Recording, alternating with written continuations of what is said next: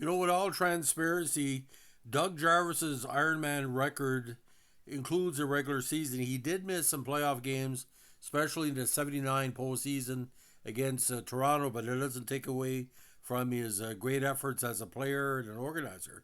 But the person that was born, Douglas MacArthur Jarvis, great name in Brantford, Ontario, March 24th, 55, remains again one of the most iconic players not in the NHL Hall of Fame. I think for his consecutive game streak, he should be there, and also the cups he won in Montreal. Now, this Canadian former pro ice hockey forward played for the Habs, the Capitals, and the Whalers in the NHL. Won the cup four times with the Habs as the checking line on the best offense of the 1970s. With him, Roberts, and Chartres, and Bob Gainey, who would shift over. But like I said, a great defensive line. He never missed a regular season game in his NHL career, which began on October 75 and ran until 87. From 86 until 22, he held the NHL's longest ever Ironman streak. He previously served as an AC for the Bruins of the NHL, and he's currently a senior advisor for the Vancouver Canucks, where they're chasing a Stanley Cup right now. Now, he began his hockey career with the Peterborough Petes in the OHA. He was a key skater with the Petes as he took important face-off and strengthened their special teams unit. The Petes were selected to play as Team Canada in the '74 World Juniors in what was the first edition of the tournament that was staged, and Jarvis was part of that squad. At 5'9", 170, the center was very, very agile, very good in all aspects of his game. Now, Canada did take home the bronze medal last year. Jarvis scored 4 goals in the 5 contests. After a 133-point effort in '75, he was selected to the OMJHL Full-Star All-Star team. This caught the attention of NHL scouts, and in '75, he was picked 24th overall by the Toronto Maple Leafs in the '75 NHL Amateur Draft. However, he was traded almost right away to the Montreal Canadiens in exchange for Greg Hubik, who was called up to the Montreal Canadiens for the playoffs in '75 but stayed on the bench. Very interesting. I don't know what he would see in Greg. Greg was a good player, but not the level of Jarvis. Now, when he began his pro hockey career in Montreal, he won a spot the team as a 20-year-old in '75-'76, playing every contest that season. He remained there for 7 straight years, teaming up with Hall of Famer Bob Gainey to form one of the league's top penalty-killing teams. He took home 4 Stanley Cups between '76 and '79, and '81 he broke the 20-goal mark for the first time in his career. When he was asked to bring a little bit of offense, he could do it. Now, he was also drafted by the Houston Aeros of the WHA 30th overall that year because of his prominence as a OHL player. Now, in a very controversial deal, this came after Montreal was knocked out by Quebec in 5 games in the playoffs the spring before.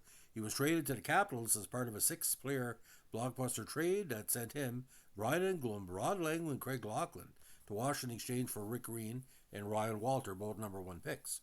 He and his teammates from Montreal helped solidify the Caps' defense and turn the Caps into an immediate Stanley Cup contender squad. In '84, Jarvis was awarded the Frank J. Selke Trophy for his astounding two-way play. Halfway through the '86 season, he was traded to the Whalers for Jorgen Pedersen. It was in Hartford that Jarvis set the NHL record for most consecutive games, played with 964, breaking Gary Younger's record of 914. For this achievement, he was awarded the Bill Masterton Memorial Trophy in '87.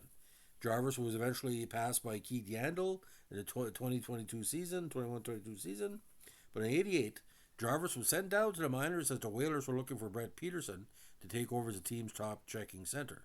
He took the demotion and played in 24 games with the Whalers before retirement in Binghamton. Now, shortly after retiring, he was hired by the Minnesota North Stars to serve as an AC to Pierre Pagé. 2 years later, the North Stars hired former line mate Bob Gainey as coach and GM. The two helped the North Stars reach the Stanley Cup Finals in '91, where they lost to the Pittsburgh Penguins. In '93, the team was relocated to Dallas as the Dallas Stars. He stayed with the North Stars for 14 years, where Dallas won their first Stanley Cup in franchise history in '99. His 14-year tenure with the team makes it the longest period of time an AC has stayed with the same squad. He was also an AC for the Habs from 2005 until his dismissal in 2009, and coached the Canadiens team, farm team, the Hamilton Bulldogs, from '03 to '05. Jarvis had previously served as an AC to the Boston Bruins. He was hired by the Vancouver Canucks as an AC during the 2016 offseason and left that role after 2018 campaign. He currently serves as a senior advisor for the Canucks. Jarvis and his beautiful wife Linda have two children, Landry and Laura, and his cousin, of course, is Wes Jarvis. Now, the awards. The Selected to the OMJHL Full-Star Team in 75, Frank J. Selke Trophy winner in 84, Masterson Memorial Trophy winner in 87, Stanley Cup champion 76, 77, 78, 79 as a player, Stanley Cup champion in 99 and 2011, both as ACs, and he formerly held the NHL record for most consecutive games played, 1964. Now, didn't miss an NHL regular season game until he was a healthy scratch for Game 3 of the 88 season, but of course, he missed some contests in the playoffs. Now, his big campaign with the Petes, of course, was 75, his draft year, 133 points in a regular season, 45 goals, with 15 points and 4 goals in a postseason. First season with Montreal, 35 points in a regular season, 5 goals with 2 big goals in the playoffs. Now, didn't play all the games in the playoff season that year, obviously, because he did play actually in all games. I apologize, I was counting wrong. Now, 1977, his breakout year, he had 7 points in the playoffs, 16 in a regular season. So from then on, it was 38, 39, 23, 24, 38 points. In the 79-80, he was called upon to score goals against Hartford and Minnesota, but unfortunately, Montreal wasn't ready to defend his title for the 5th straight time. But that 1982 season, he was getting more ice time, 20 goals, 28 assists. He was asked to bring more offense. Now, the time in Hartford, again, he was putting up normal Doug Jarvis numbers. Now, the 24 goal games with the Whalers, 5 goals, 4 assists, and 9 points. So, you may think he shouldn't be the Hall of Fame, but to me, he should be because he's defensive. He was one of the top defensive forwards for a full decade between 76 and 86. And that alone deserves heavy recognition. So, 964 regular season games, 139 goals, 264 assists, 403 points, only 263 minutes in penalties. In the postseason, 14 big goals, mostly with Montreal, and 41 total points, and 415 in the 5 games for Canada. Now, the Iron Man streak, what Jarvis has done, is probably one of the best ever.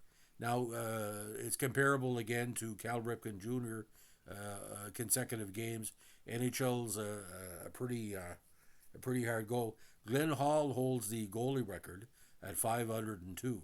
So that's a tremendous result right there.